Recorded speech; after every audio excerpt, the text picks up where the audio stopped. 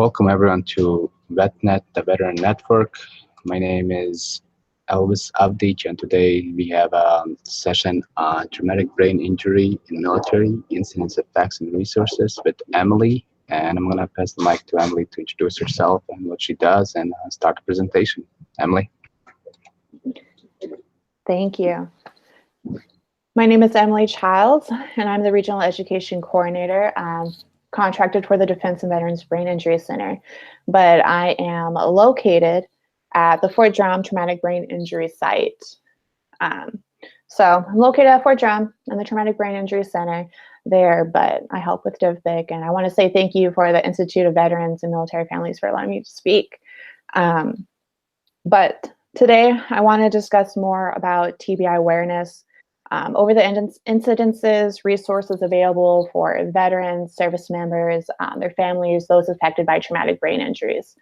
And so I'll go ahead and get started. Let's see. So today we're going to go over a couple different sections, a little bit long, but the three different parts of it is kind of going over TBI and why it's a big concern within the military, and as well as the different types of TBI. We're also going to discuss the concussion symptoms and recovery, and kind of look at the best recovery processes for it. And then lastly, we're going to go over the veteran and service members resources. And those are different resources within the environment up here, and at least in our area, but as well as through DVBIC itself. So the DoD's definition of a traumatic brain injury is anything traumatically induced structural injury or a physiological disruption in brain function due to an external force. And it's important to know that in order to have a traumatic brain injury, there must have been an event as well as a subsequent clinical signs. And we'll kind of go over those subsequent clinical signs just right now too. But TBIs are broken down into different severity levels. You have the mild, moderate, and severe. Mild being the most common form of a TBI, also known as a concussion. I'm sure everyone kind of hears that within the media as well. But concussion and mild traumatic brain injury are kind of used interchangeably. They're synonymous. Either way, how do you refer to it is fine, concussion or a mild traumatic brain injury. But they're also broken down into different types, whether open and closed. And but today we're focusing a little bit more on the mild or the concussions. So anytime you are susceptible to sustaining a concussion, even if you're wearing a helmet, you want to make sure you try to prevent it as possible, but chances are it's still available. You still can.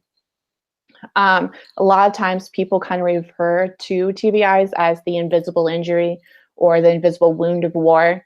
And that's just because more than often than TBI, you can't see anything physically, except for the cases of the penetrating or the open head injuries. Sometimes people sustain a concussion. They don't think they sustain a concussion just because you're not seeing blood, you're not injured, but you still can. One of the clinical signs is a loss of or a decreased level of consciousness. And these are kind of broken down into the mild, moderate, and severe. So if you lose consciousness for anything up to 30 minutes, it's going to be considered a mild traumatic brain injury. Anything from 30 hours and less than 24 hours, 30 minutes less than 24 hours, it's going to be considered moderate. And then anything greater than 24 hours is going to be considered a severe TBI. And those times, a lot of the terminology is going to be more, oh, I blacked out, or I was unconscious. But you want to make sure you kind of have a little time frame, at least someone maybe with you, that can report the time that you were unconscious. For the definition, for the loss of memory is anything that can be referred to as a post-traumatic amnesia or PTA. And this kind of relates to anything, whether it's before the initial event or after the event itself. Anything less than 24 hours, it's going to be considered a mild TBI. 24 hours greater, but less than 7 days, it's going to be considered moderate. And anything more than 7 days, it's going to be considered a severe TBI. For the alteration of consciousness, or AOC, it's also described as an alteration in a mental state. And that can occur whether it's confusion, disorientation, difficulty thinking, and those are kind of breaking up into anything up to 24 hours, it's going to be considered mild, and anything greater than 24 hours, it's either going to be moderate or severe. So either one of those. And so in addition of losing the loss of consciousness, amnesia, alteration of consciousness, the Glasgow Coma Scale is sometimes used to determine the severity of the TBI as well. And it's just a way to communicate the level of consciousness of patients with acute brain injury, and just kind of respond to the responsiveness of eyes, verbal, and motor. And so they're broken down into different levels as well, different the scores. 3 to 8 is going to be considered severe. The score 9 to 12, a little bit more moderate. And then 13 to 15, it's going to be more of a traumatic brain injury. And it's important to remember that the severity is noted at the time of injury, and it's not based on the severity of the symptoms presented by the patient itself or the service member, the veteran. There are different levels of severity presented during screening, but the higher level of severity is going to be recorded.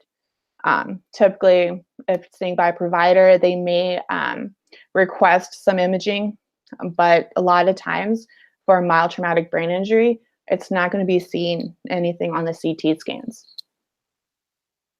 So concussions, where mainly this presentation is kind of discussing more so, it's defined as a blow or jolt to the head that disrupts the normal functioning of the brain. And you still have the mild, moderate, severe listed there, but mainly concussions are the mild, severe, or the mild traumatic brain injury. So a lot of times people kind of commonly say, oh, I just had my bell rung, or I just was knocked on my head. But it's important to know that just because you're saying that doesn't necessarily mean you have a concussion, but it's something that you still should be seen, should be evaluated just in case, because you still possibly could as well. And you want to make sure you're seen as close to the event as possible. You don't want to just sit on it and just not think about it, not treat it right away. You want to start the recovery process as soon as possible. So these are the DoD numbers, and you kind of see why it's so important for TBI as an issue within the military. There have been over 250,000 TBIs documented in the DoD since 2000, approximately 379,519. And just within the last 5 years, we are averaging 30,000 injuries per year. And that's just of all the branches as a whole. And you can see with the 82% of those are actually the mild traumatic brain injuries or the concussions. And typically, though, concussion symptoms usually do begin improving within hours, days, weeks as well. But we'll get more into that process again a little bit later. Within the Army, though, the Army actually holds the most reported concussions. And that's just because there's such a bigger force than the Navy, Marine Corps, Air Force. So they're going to be presented with a lot more concussions. But it's also if a soldier's job, their MOS, depending on what it is, can also, depending on the situations, they may be more susceptible in sustaining a concussion. They're being more at risk because of that. And then fewer than 20% of those actual injuries actually occurred in the deployed setting. Majority of them happened in the garrison setting. And many of those causes are just the day-to-day activities, the situations, trainings, vehicle accidents, falls are very, very, very common. So these are some of the common causes of TBI, and despite popular opinion, causes of TBI in the military are very similar to actual causes in the civilian life as well. Granted, this data from the CDC is a little bit outdated, but it's still very prevalent right now. The numbers are still very similar. And in the military context aside, concussion is also very common in the civilian world. Among civilians, they are more common in men. And that's just mainly because of the activities they may be doing. A lot of their leisure activities, maybe snowboarding, motorcycles, contact sports more so. So because of that, you're going to be put a little bit more at risk, at least in the North Country during our winter storms. Vehicle accidents a lot. If the roads are icy consistently, you see a lot of cars in the ditches here. So it can be very common. So now we're going to go more in depth about concussions. including more of the symptoms, the recovery, and the impact of them. So recovery time for the TBI, it varies amongst individuals. No one person is going to recover the same exact way, nor they're going to have the same exact symptoms. Everyone is very different. And everyone, they can start healing within a couple hours, days, weeks, like I said, but everyone's recovery is very different. If you think of it, and it's important to understand that if you have concussion, you want to start treating it right away. A lot of times people kind of brush it off, or I just got my bell rung, but no, start taking care of yourself, start resting right away. An analogy for it is if you sprained your ankle, you wouldn't just go out and run the next day or right away, right after that. You would actually take it easy. So you want to try and practice that as well when you sustain a concussion. You want to make sure you start limiting that physical and cognitive exertion. Anything that like video games itself, start limiting that a little bit. You want to make sure you start improving with rest. Some of the physical, and we're going to talk about the cognitive as well as the behavioral symptoms of concussions as well. Headaches is the most common physical symptom of a concussion.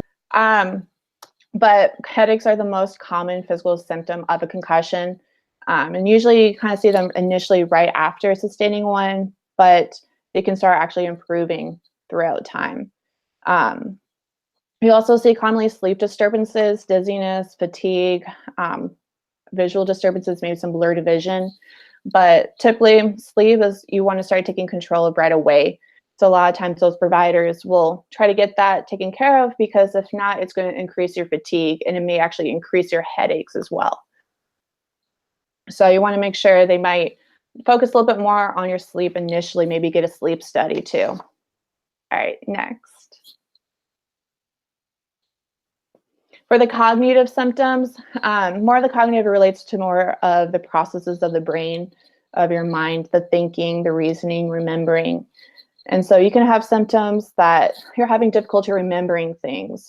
You can't remember what you did yesterday in a sense, or someone just told you something initially, maybe some short-term memory problems. So it's just kind of a difficulty just focusing as well. And so it's very common for one of those symptoms. Next. For the behavioral symptoms, these focus more on the emotional symptoms that you may encounter. Sometimes you start feeling more anxious, irritable, but it's important to note that maybe you start experiencing these a little bit more so now after the event. Maybe things that never really bothered you initially are now starting to bother you now. Maybe you're losing your temper a lot quicker now. And behavioral symptoms are very similar, are important to notice, or maybe someone else is noticing things about you after sustaining a concussive event. Next. Majority of these are focusing more in the active duty, but these do actually translate more to the veteran aspect as well, and just how can it affect your impact day to day. If you're working right now and you have a difficulty multitasking, you have a difficulty remembering things. So maybe you have to write down things a little bit more often, just to help you start remembering and realizing, okay, now you can start putting this into your day to day. But it's important to start treating it right away, get the help that you need right away, so it's not affecting you long term, or at least you're being able to manage your symptoms. All right. So some of the approaches to help the recovery process, and you want to make sure you try to approach it in more of a holistic manner, just so you're using your mind and your body together. Try to avoid things that cause heavy exertion. Alcohol initially right after use, try to avoid that. Anything that's going to hinder the recovery process. Rest is ultimately the most important thing. You want to focus really on that. And then returning back to duty or work, sports, whatever, it should be in a gradual aspect, and your providers should be helping you through that. They should be telling you to go in a gradual way. All right, next. For approaches to your mind, you want to avoid stimulants like caffeine. The military loves their energy drinks. Everyone's always drinking them. More so energy drinks than coffee, I think, nowadays. But you want to really try to limit, if not take that out from your recovery process, just because it's going to affect your sleep. And you want to start practicing good sleep hygiene. You want to avoid the video games, anything like that. Maybe your phone's late at night. Take away the blue, put on the blue light, just to kind of, it's going to start bothering you and interfering with your good sleep hygiene. All right, next. And so for these are some of the potential complications for recovery, and it is possible. Concussion is the result of a traumatic event, but sometimes post-traumatic stress disorder, PTSD, is as well. And as a result, these two conditions can actually overlap. If you're in a situation and you have 4 service members that were involved in the same traumatic event, one person may be 100% fine, no problems, but maybe the next person is having symptoms of PTSD, but not a concussion, or maybe the next person is only having symptoms of a concussion and no PTSD. So each person within that can actually sustain something a little bit differently, but you're still dealing with the same aftermath of both as well. It can be pretty tricky even for doctors to kind of figure out exactly which symptoms are from PTS, which ones are from concussions, but once we kind of discussed what concussion was, it's important to also know that concussion is not. Some of the symptoms are the same, but there's also very different. Concussions focus a little bit more on the physical symptoms. So for PTSD, it's possible symptoms of PTSD may include flashbacks, nightmares, destructive behaviors, anything like that, whereas symptoms of concussions are going to be a little bit more physical, maybe headaches, dizziness, balance problems, nausea, sensitivity to light, sound, vision changes, anything like that. So they are the symptoms that overlap, and then it could be because of either sleep problems or trouble with memory and attention and depression, but anxiety, fatigue, and irritability as well. And then for multiple concussions, you really want to try initially not to get another concussion while you're going through the recovery process as well. Normal recovery can take up to a couple of weeks, maybe a couple of months, but during that recovery process, you want to practice prevention. It's very, very important, because once you sustain multiple concussions, you can actually start having that recovery process, more severe symptoms, maybe a little bit longer as well. So you want to try and avoid that. So sometimes we hear post-traumatic stress disorder, TBI, thrown around as one and the same, but it's important to remember that there are different entities, especially going through the recovery process. At the same event that caused the TBI could have also caused PTSD. So it could be a co-occurring, but these symptoms that you find in both PTSD and TBI, individually, these are overlapping symptoms like fatigue, sleep issues, irritability, anxiety, and sometimes it's difficult to know if the symptom you're experiencing is a result from one or the other. So you can kind of see more of some of the same symptoms, more associated with PTSD, and then some are more associated more with concussions itself. Okay. You are more likely to receive a second concussion if you have not fully recovered from your first. So that is why it's so important to practice prevention. Try to recover fully before maybe you go back to a contact sport, or maybe you do something, sustain another concussion. You want to fully recover from the first one. Like I said, the second impact, if you do sustain another one initially right after and not fully recovered, the second impact is more likely to cause a secondary injury, maybe brain swelling, anything like that. So you want to practice prevention.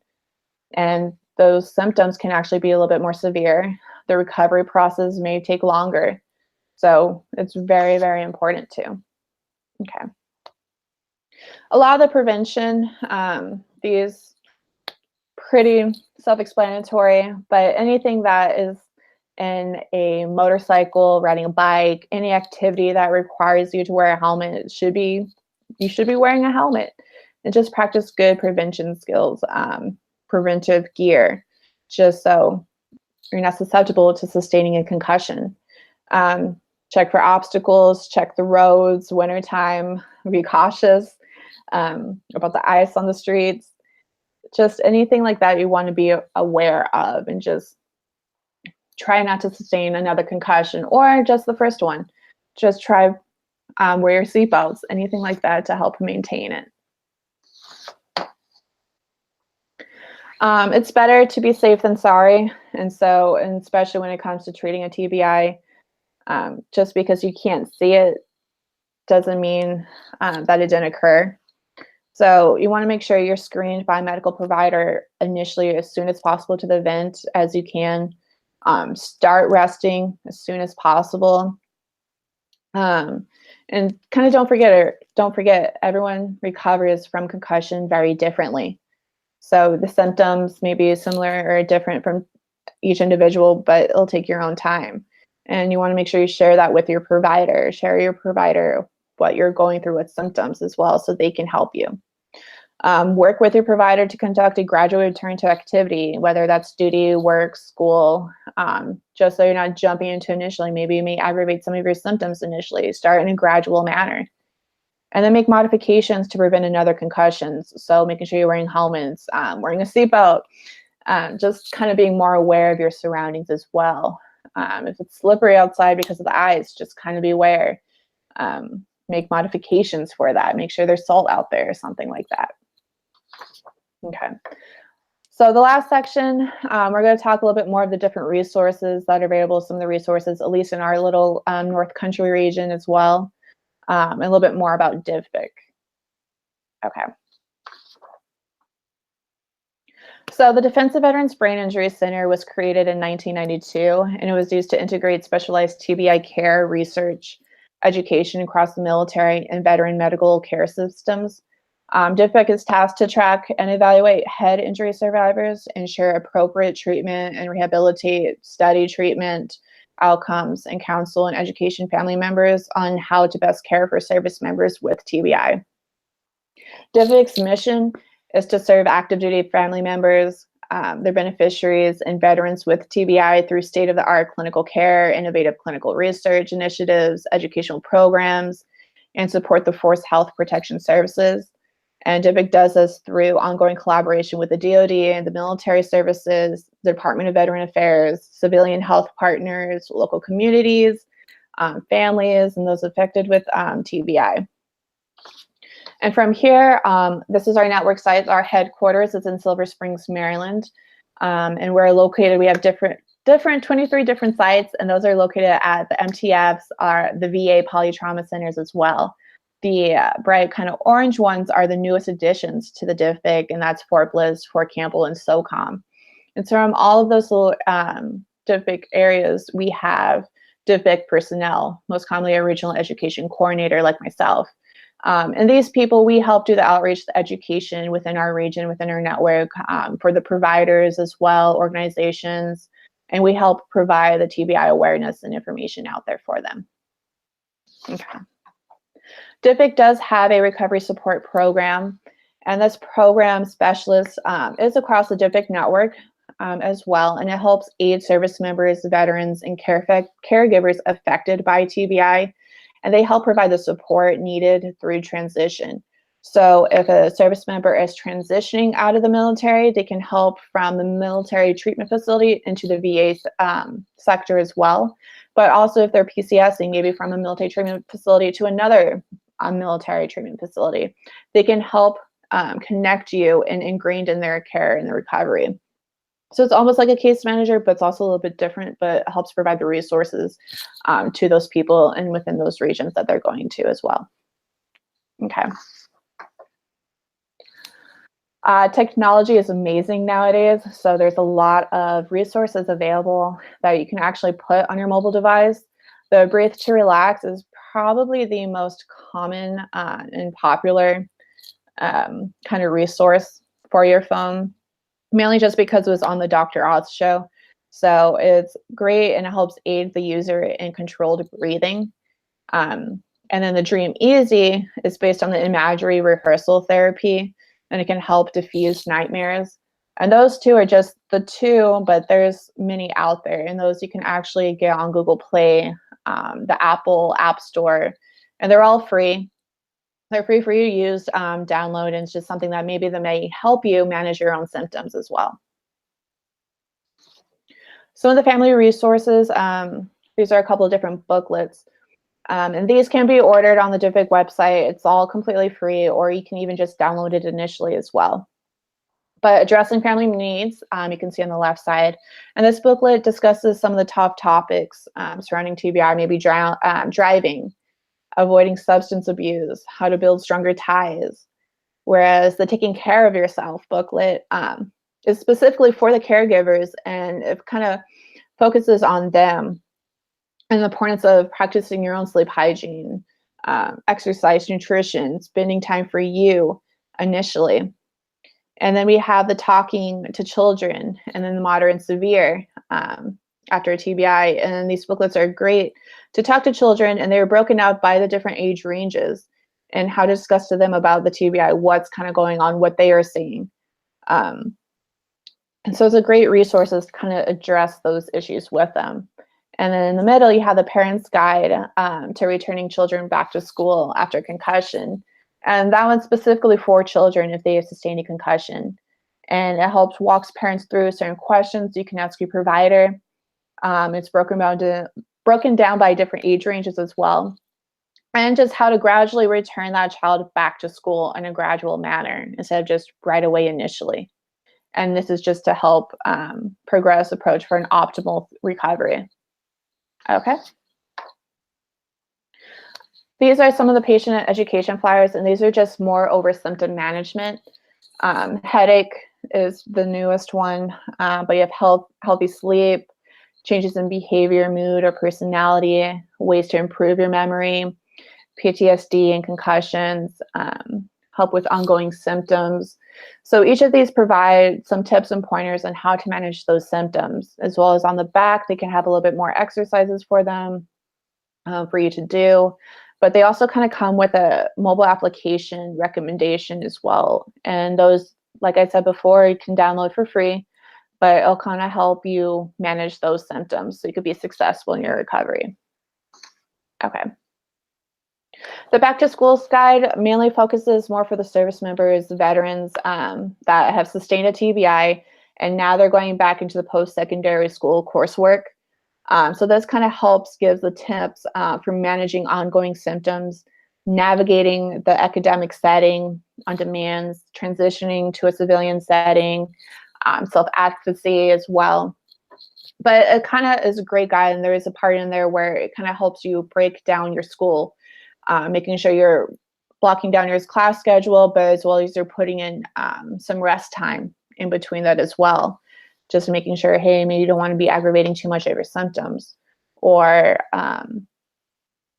just what you can do to help manage your symptoms in the school setting. So it's a great, good booklet to kind of keep, and you can get that on the DVBIC website as well. We have a Caregiver Resource. This is actually being updated currently, so it should be coming out brand new this year. But this is all digital. You can actually get this on the DVBIC website. It's not something in hardback just because it's so big, but it has such great amount of resources for it. And it's mainly for those service members who have sustained a moderate to severe TBI.